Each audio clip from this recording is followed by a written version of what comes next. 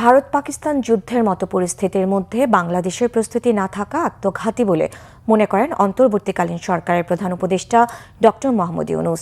রাজধানীর কুর্মিটোলায় বিমান বাহিনীর বার্ষিক মহড়া অনুষ্ঠানের প্রধান উপদেষ্টা একথা বলেন।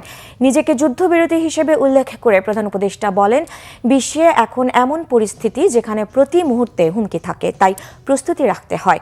প্রস্তুতি না নেওয়াটা আত্মঘাতী। বিগত সরকারের লুটপাটের কারণে অর্থনৈতিক অবস্থা খারাপ হলেও অর্থনৈতিক বাস্তবতা মেনেই দেশের নিরাপত্তা স্ট্র্যাটেজি ঠিক করার কথা জানান প্রধান উপদেষ্টা। স্বাধীনতা ও সার্বভৌমত্ব রক্ষায় যে কোনো চ্যালেঞ্জ মোকাবেলায় বিমান বাহিনীকে আরও আধুনিক করার প্রচেষ্টা অব্যাহত থাকবে বলেও জানান তিনি। এখন আমরা যখন কথা বলছি তখন আমাদেরই কাছে ভারত পাকিস্তান যুদ্ধ হই হই অবস্থার মধ্যে রয়ে গেছে। সকালের খবরে দেখলাম হয়তো গুজব আজকেই শুরু হয়ে যাবে যুদ্ধ। এরকম পরিস্থিতিতে আমরা বাস করি। তো কাজেই এই পরিস্থিতির মধ্যে প্রস্তুতি না নেওয়াটা আত্মঘাতী,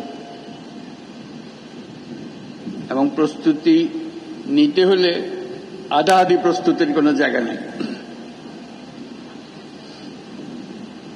এটা এমন এক পরিস্থিতি,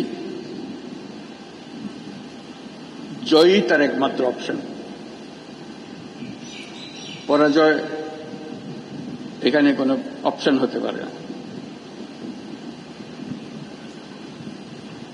কাজে আমাদের যে প্রস্তুতি, সেই প্রস্তুতি কত উচ্চ পর্যায়ে আমরা নিতে পারি